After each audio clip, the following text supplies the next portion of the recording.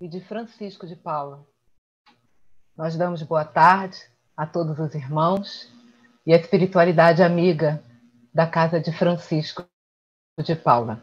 Mais uma sexta-feira da nossa reunião virtual, em que marcamos esse encontro para conversar, para estudar, para elevar nossas almas um pouquinho nesses dias tão atribulados que vivemos. Pedir aos nossos irmãos que mantenham seus microfones desligados para que não haja interferência durante nossos estudos e apresentação do nosso palestrante. E agora vamos pedir que a nossa irmã Conceição faça para nós a leitura da ambientação. Por favor, Conceição. Graças a Deus, a Jesus e a Francisco de Paula, do livro Encontros de Paz de Chico Xavier, Espíritos Diversos. A mensagem 6 de Emmanuel, itens da irritação. Enquanto no clima de serenidade consideremos que a irritação não é recurso de auxílio, sejam quais forem as circunstâncias. O primeiro prejuízo que a intemperança mental nos impõe é aquele de afastar-nos a confiança dos outros. A cólera é sempre sinal de doença ou de fraqueza. As manifestações de violência podem estabelecer o regime do medo ao redor de nós, mas não mudam o íntimo das pessoas. Sempre que nos encolerizamos, complicamos os problemas que nos preocupam ao invés de resolvê-los. O azedume que venhamos a exteriorizar é, invariavelmente, a causa de numerosas perturbações para os entes queridos que pretendemos ajudar ou defender. Caindo em fúria, adiamos comumente o apoio mais substancial daqueles companheiros que se propõem a prestar-nos auxílio. A cólera é quase sempre a tomada de ligação para tramas obsessivas, das quais não nos será fácil a liberação precisa.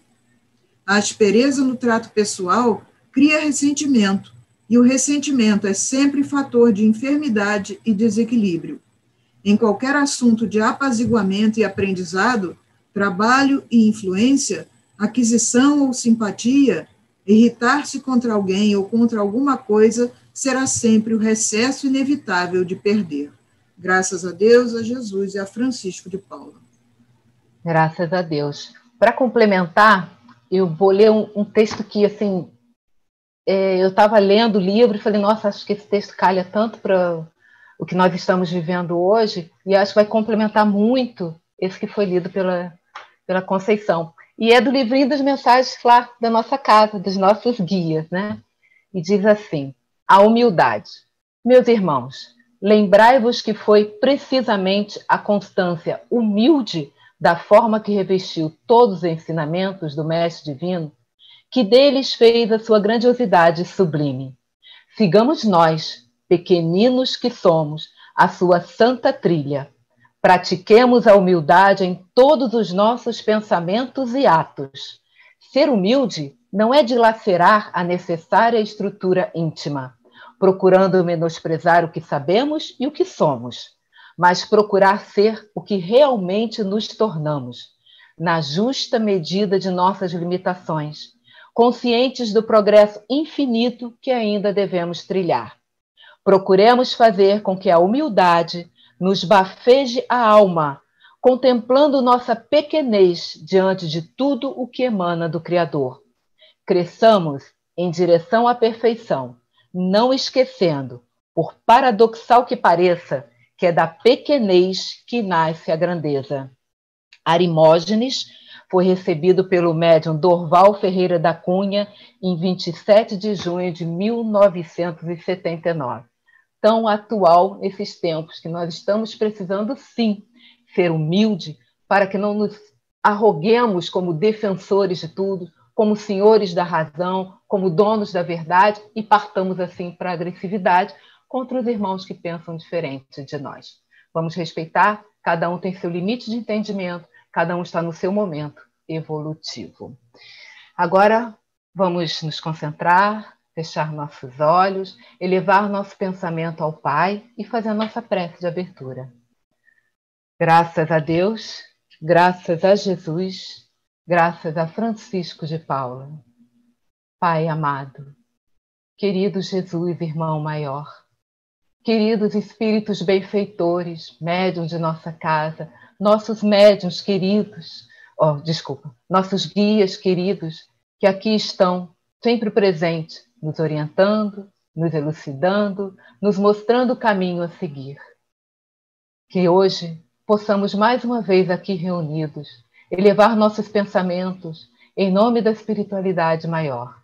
E assim, possamos realizar um trabalho de união, de irradiação, que possa acalentar os nossos corações e o coração de todos aqueles que necessitam, nesse momento, de uma palavra de amor, de um toque de paz. Que a nossa irmã, que vai fazer o estudo de hoje, possa ser iluminada pelo seu guia, que a paz possa envolver seus pensamentos, que seu coração possa ser apaziguado e que a palavra que ela nos trará nos conforte, nos elucide, nos faça melhor. Obrigada, Senhor, por mais essa oportunidade.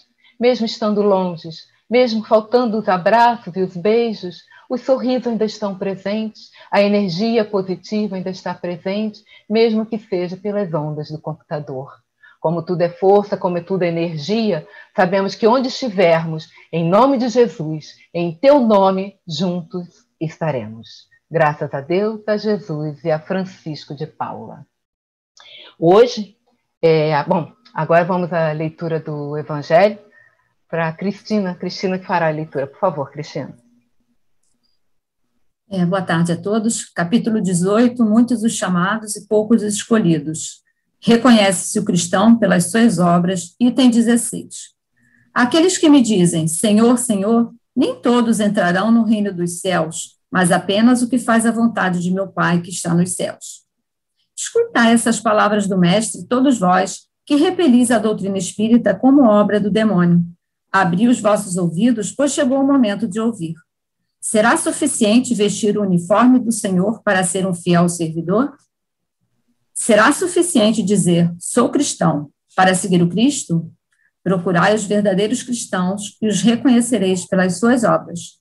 Uma boa árvore não pode dar maus frutos, nem uma árvore má dar bons frutos. Toda árvore que não dá bons frutos é cortada e lançada ao fogo. Eis as palavras do Mestre. Discípulos do Cristo, compreendei-as bem. Quais são os frutos que a árvore do cristianismo deve dar? Árvore possante cujos ramos frondosos cobrem uma parte do mundo com a sua sombra, mas que ainda não abrigaram todos aqueles que devem reunir-se ao seu redor? Os frutos da árvore da vida são frutos de vida, de esperança e de fé. Graças a Deus, a Jesus e a Francisco de Paula. Graças a Deus. Bom, hoje a nossa palestrante, a Dona Rosa, é um prazer recebê-la aqui. O tema é muito bom, muito atual e vamos ouvir, por favor, Dona Rosa. Obrigada pelo seu estudo. Eu que agradeço. O prazer é recíproco, né? Então, com a graça de Deus, meus irmãos, de Jesus e Francisco de Paula, o nosso assunto de hoje, o nosso estudozinho de hoje é sobre o Evangelho, capítulo 27, itens 16 a 21. E são preces inteligíveis. O primeiro assunto, preces inteligíveis. E o outro assunto, da prece pelos mortos e pelos espíritos sofredores. O que a gente entende por essa palavra inteligível? Inteligível é uma coisa que é compreensível para todos. Então, uma prece inteligível é uma prece que todo mundo entende. E nós fomos lá no Livro dos Espíritos, na pergunta 658, e Kardec perguntou aos espíritos, agrada a Deus a prece? E eles responderam textualmente, a prece é sempre agradável a Deus, quando ditada pelo coração. Porque para ele, quer dizer, para Deus, a intenção é tudo. Então, a prece, ela tem que encerrar uma intenção, um pensamento. A prece só tem valor pelo pensamento que está agregado a ela. Quando a gente vai fazer uma prece, ou vai pedir por alguém, ou vai pedir para nós mesmos, quer dizer, uma prece qualquer que a gente vai fazer, tem um pensamento que está junto ali daquela prece. Porque na prece a gente está conversando com Deus. Tem aquele pensamento que vai ali junto com aquelas palavras que nós estamos falando, conversando com Ele. E se for uma prece que ninguém entenda, uma coisa que não seja entendida, vai ficar difícil esse pensamento ser agregado àquela prece. Porque quando a gente entende, o nosso coração está vibrando ali. Mas quando a gente não entende, quando se faz uma prece numa linguagem, num idioma, uma coisa diferente, e que a gente não está entendendo aquilo que está sendo, aquela prece que está sendo feita, então, para todos aqueles que estão ali, naquele momento, ouvindo aquela prece numa língua diferente, aquelas palavras todas, para aquelas pessoas que não estão entendendo, elas são como assim, um amontoado de palavras, são como uma fórmula que não toca o coração da gente. Então, toda prece, para ser entendida, ela tem que estar acompanhada, agregada de um pensamento. Porque o nosso pensamento, a gente sabe que ele é levado até Deus nosso Pai, se a gente merecer. E ele é levado como esse pensamento? Ele é levado, ele vara o infinito. O nosso pensamento não tem limite. A gente emitiu um pensamento, ele vai, toda a vida. Ele vai através desse fluido universal que nos envolve aqui a todos. Então, a prece, para ser entendida, ela tem que partir do nosso coração, ela tem que despertar, cada palavra dela tem que despertar aquele sentimento bom, e aí a gente acompanha aquela prece e se forma, então, se forma, assim, aquele ambiente como se fosse um só. Exemplo disso, nós temos no livro Nosso Lar, na prece coletiva, quando Clarencio, né, junto com os outros espíritos de escola, eles vão fazer todas as 6 horas, todo dia, às 6 horas da tarde, tem a prece coletiva. Então, eles se reúnem ali num pátio, que deve ser uma coisa linda, e faz a prece.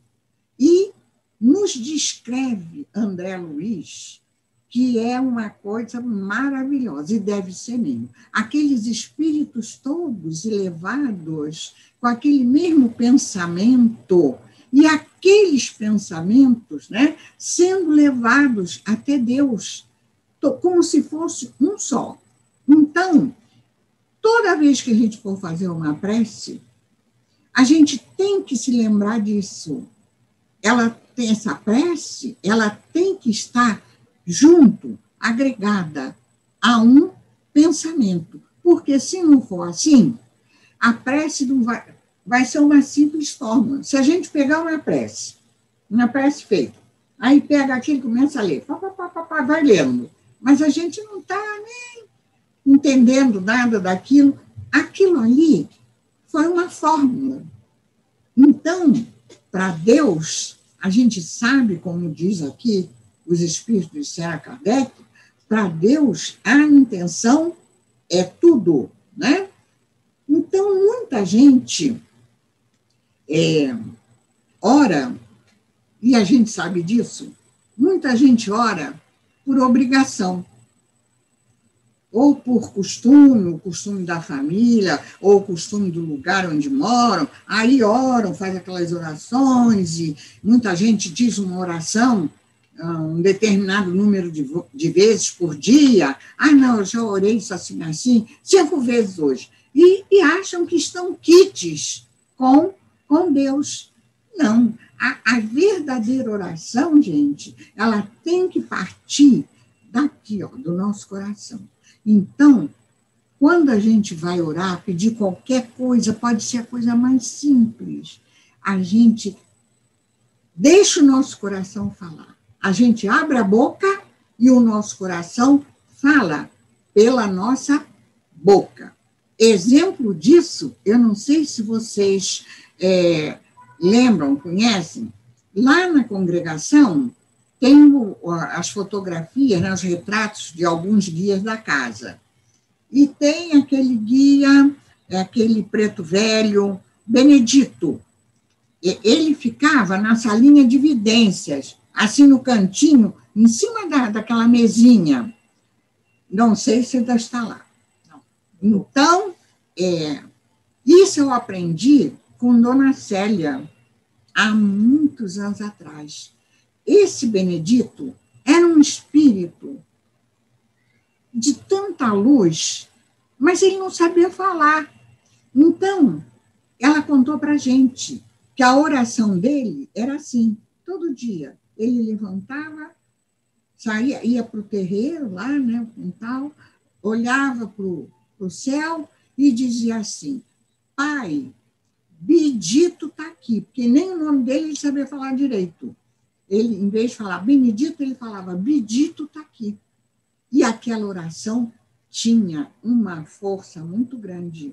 Tá? Por quê? Por causa do sentimento daquele irmão, daquele coração puro. Então, minha gente, quando a gente for fazer uma prece, vamos deixar o nosso coração falar. Então, os espíritos sofredores, eles precisam de prece. Precisam muito. Eles precisam muito, muito, muito de preces. Por isso, aqui na nossa casa, a gente não pode fazer isso. Mas na congregação, na hora da prece pelos desencarnados, se a gente soubesse a força que os nossos pensamentos juntos têm para levar aqueles irmãos todos sofredores que se apinham lá no salão e outros que estão na espiritualidade, a gente, nessa hora da prece pelos desencarnados, a gente ia usar de toda a nossa força, a gente ia buscar força até onde a gente nem sabe, nem tem noção que tem essa força, mas para levar caridade a esses espíritos sofredores. Então, eles precisam da prece, porque assim, através da prece, que é feita por eles se sentem menos infelizes, eles se sentem menos sozinhos, porque eles sabem que tem alguém que se preocupa com eles. E, através dessa prece que a gente faz por esses irmãos, a prece leva para eles ânimo, leva muito ânimo, leva força de vontade, porque eles estão ali, derribados ali. Então, leva ânimo e leva aquela vontade, aquele desejo deles se melhorarem, através do arrependimento que eles começam a sentir. Então, eles têm essa vontade de se melhorarem. Isso através das nossas preces, Mas eles sabem também, eles sabem que vão ter que reparar, corrigir tudo aquilo que eles fizeram de errado. Então, eles se arrependem, eles querem se melhorar, mas eles sabem que vão ter que corrigir aquelas suas faltas, né, de outras encarnações. Então, a prece desvia também deles aquele pensamento do mal e alivia os sofrimentos deles. E, além de aliviar, ela pode, como se diz assim, abreviar esse sofrimento. Então, mas existem aquelas pessoas, isso a gente ouve falar muito, vocês devem ter ouvido, que acreditam que a alma só tem duas alternativas, né? Ou se salva, ou ficar eternamente condenada ao mal. Então, não precisa orar por elas. Quem está salvo, está salvo. E quem não está salvo, está condenado, não vai sair mais de lá. Aí a gente pergunta, isso será cristão pensar assim? Será caridoso a gente pensar assim, meu Deus do céu? Será que a nossa prece, por mais simplória que seja, ela não vai levar um alívio para esses espíritos, né? E um exemplo, aqui na Terra, quando alguém está, vamos dizer assim, com uma doença muito grave, está desenganado, será caridoso deixar aquele irmão ficar sem um auxílio, um alívio? E vamos pensar também que entre esses espíritos sofredores, né, são tantos, meu Deus, pelos livros que a gente lê, a gente tem uma pálida ideia dos sofrimentos que eles passam lá. Que entre esses espíritos sofredores, será que a gente já pensou que pode estar um espírito que nos foi muito caro, muito querido aqui na Terra? Pode estar um pai, pode estar o espírito de uma mãe, de um irmão, né? Então, a gente fazendo essa prece, aquele espírito, ele recebe essa prece, né? Sabendo, sentindo aquela lembrança daquele ente muito querido. Então, a prece pelos sofredores, ela é necessária e sempre necessária, né? Então, por não existir, porque não existe a eternidade das penas, a gente sabe que Deus não condenou ninguém a ficar punido, castigado eternamente. Não existe essa eternidade das penas. Não existe inferno, não existe céu, nada disso. Não existe a eternidade das penas, mas existe, sim, uma penalidade, porque Deus é justo. Então, aquele que fez o mal, né? Aquele que errou muito, ele vai ter que ressarcir os seus erros. Existe uma penalidade, sim, mas não a eternidade das penas. Ninguém vai ficar sofrendo para sempre. Ninguém vai ficar naquele, como dizem aqueles que não entendem, né? Ninguém vai ficar no inferno para sempre. Não, não existe isso. A misericórdia de Deus sempre se faz para todos os seus filhos, né? Então, aquele, por exemplo, que foi condenado, segundo esses, ele se arrependeu, ele está cheio de remorso, e ele está voltando para o caminho do bem, né? Será justo esse espírito ficar condenado eternamente ali no mal? Isso é justo? Não. E um outro espírito, vamos supor um outro, que foi condenado, mas ele foi condenado a tanto tempo de prisão. Aí, quando expira aquele tempo dele, ele sai, belo e formoso da prisão. Aí vem a pergunta, que a gente está vendo muito aqui na Terra. Será que quando ele sai da prisão, ele sai menos mal do que era? Aqui na Terra a gente está vendo muito isso. Sai da prisão hoje, amanhã já está cometendo um crime, um delito, uma coisa. Então, Deus, na sua misericórdia, ele não condena ninguém. É isso que a gente tem que entender. E aí, segundo a lei de Deus, né, essa lei é sempre justa e misericordiosa. Essa lei de Deus, ela não estabelece prazo, pena, para qualquer pena, seja ela qual for. Deus não diz, você vai ficar 10 anos, você vai ficar 5 anos. Não.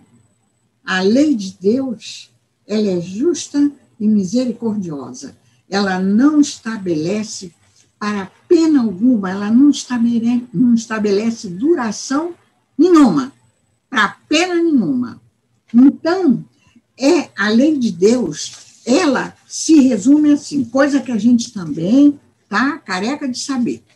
A lei de Deus, ela estabelece que o homem, né, é sempre punido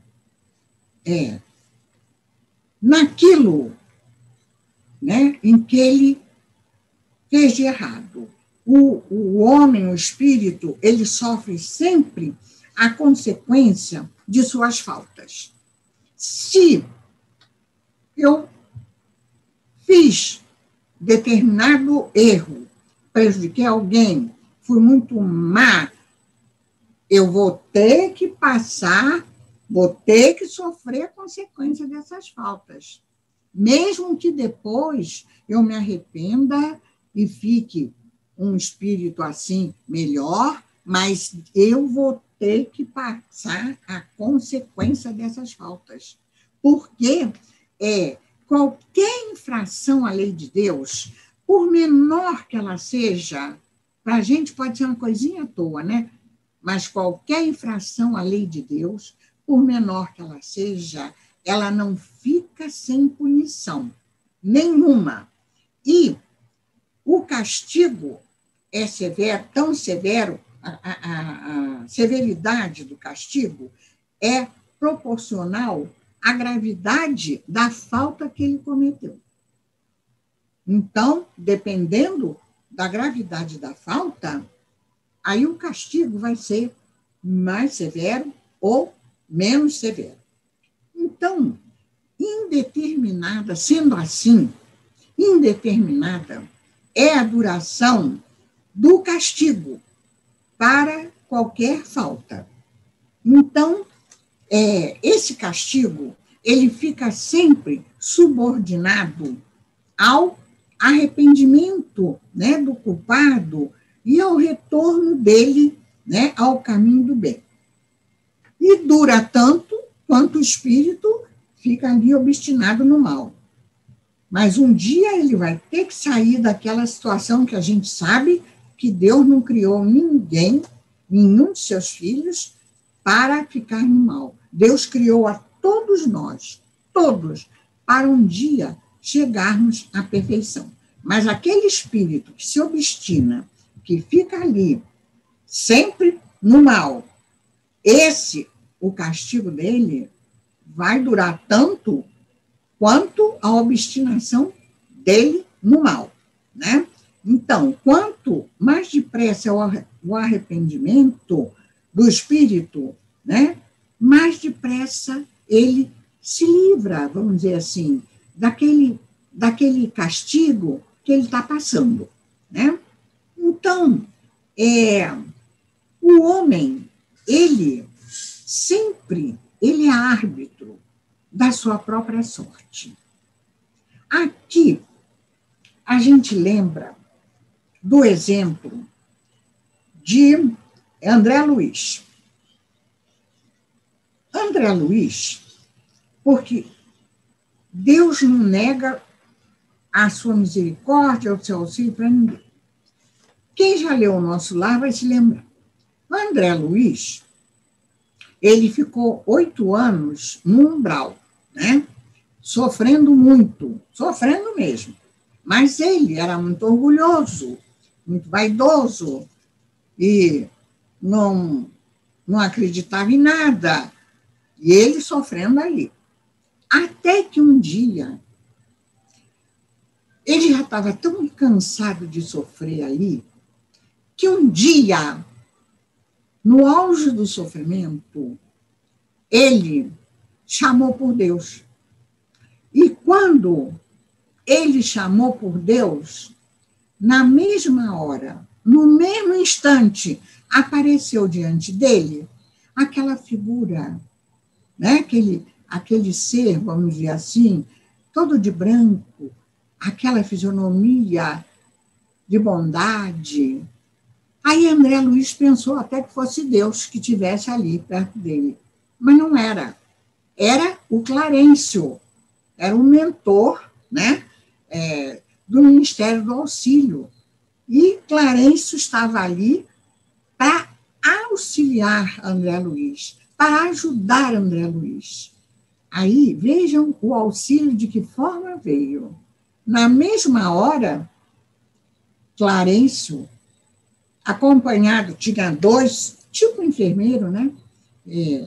Como se fosse uma maca, um lençol, uma coisa. Então, Clarencio mandou que botasse André Luiz ali e foram todos para entraram no Nosso Lar.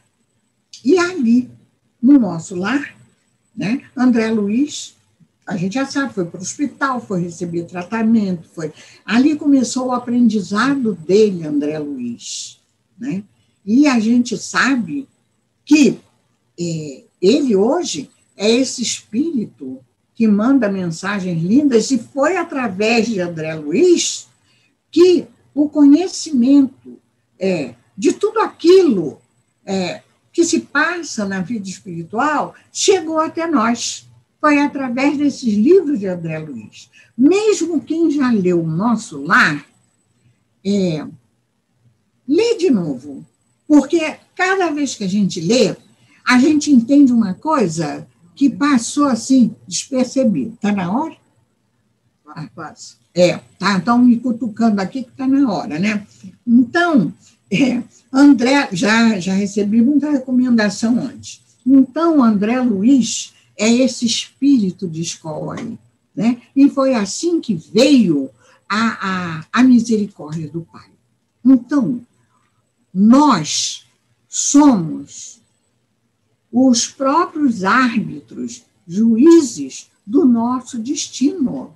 Somos nós que escolhemos ser felizes ou infelizes. Somos nós. Não é o Pai que bota a gente assim, não, você vai nascer em tal lugar assim, porque você vai ser infeliz. Não, não é não. Somos nós mesmos, através da nossa conduta, através dos nossos sentimentos, através da nossa vivência, através da nossa teimosia, através dos nossos sentimentos ainda muito, né, muito inferiores, é que escolhemos o caminho que nós vamos seguir. Então, o espírito que é infeliz, ele pode se salvar, ele não vai ficar infeliz para sempre, não. Ele pode se salvar. O que falta para ele, na maioria das vezes, é a força de vontade que ele tenha para se ajudar, para levantar. Falta essa força de vontade. E, através das nossas preces, nós podemos, sim, enviar para esses espíritos essa vontade da recuperação. E eles se recuperam, sim, meus irmãos. Se recuperam, sim. E eu achei uma coisa muito bonita que Emmanuel nos diz. Emmanuel nos diz assim, ação é serviço. Oração é força. Pela oração, a criatura se dirige ao Criador. E através da ação, que é o trabalho, né, o Criador se faz mais presente na criatura, agindo com ela e a favor dela. Então, a gente já sabe, oração é força. Agora, a gente precisa trabalhar, a gente precisa agir. Não é rezar, ficar sentado, porque não cai nada na cabeça da gente. E nesse momento difícil que a humanidade inteira está passando, esse momento de dor, de sofrimento, mais oração ainda. Porque, se Deus quiser, vamos fixar o nosso pensamento nisso. Se Deus quiser, isso vai passar. E vai passar mais depressa do que a gente pensa. Vai passar, porque Deus é Pai, Deus é misericórdia pura, e isso vai passar.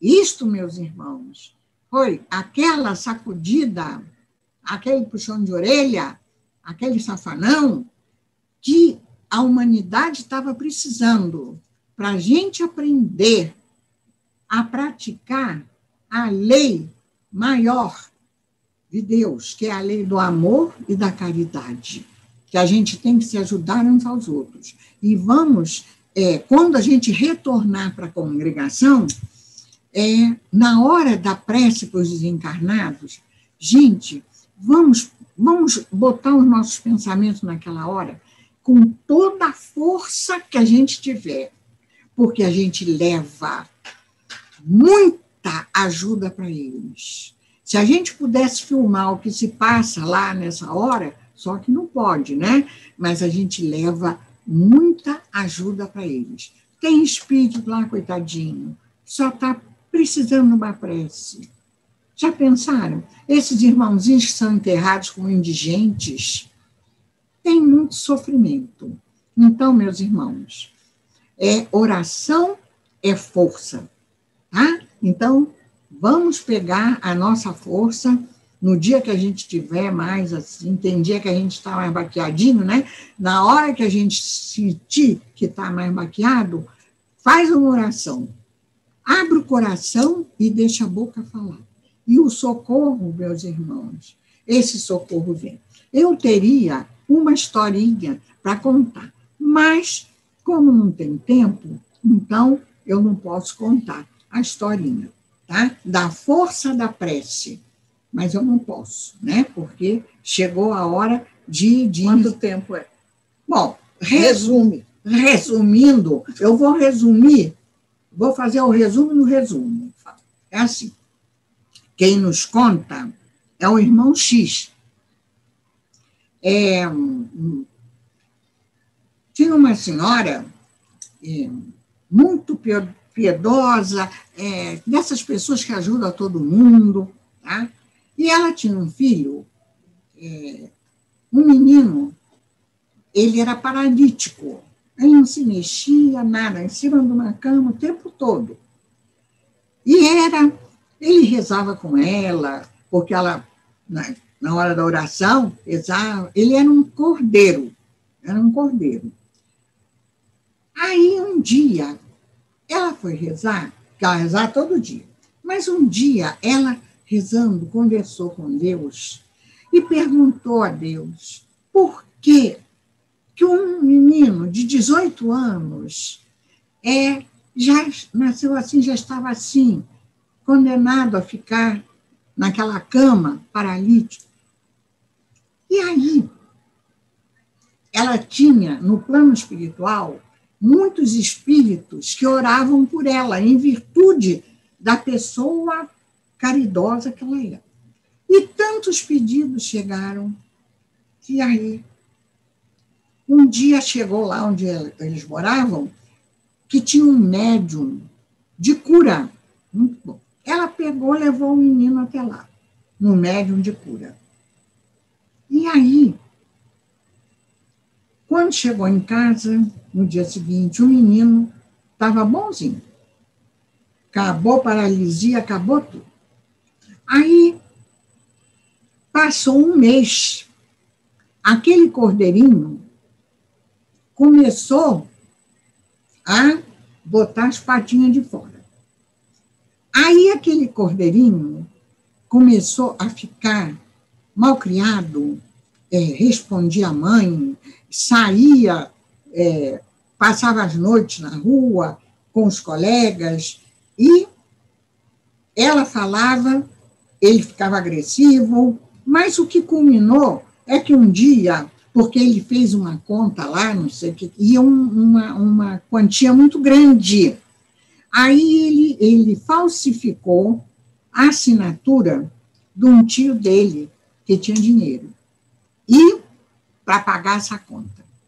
Não sei como a mãe dele descobriu, soube. Aí ela foi falar com ele, né? Chamar a atenção dele. Ele ficou tão enfurecido que ele agrediu a mãe. Ele bateu na mãe. E essa mãe, ela não falou nada. Ela foi para o quarto dela, chorando muito. Aí ela fez outra prece. Aí ela falou com Deus. Nas palavras dela, mas ela quis dizer isso, que Deus fizesse o que ele achava que é melhor. Mas ela falou várias palavras. Ela terminou assim: Senhor, eis aqui a sua serva. No dia seguinte, para espanto de todos, não para ela, o garoto amanheceu paralítico. Então, as nossas preces são ouvidas, sim.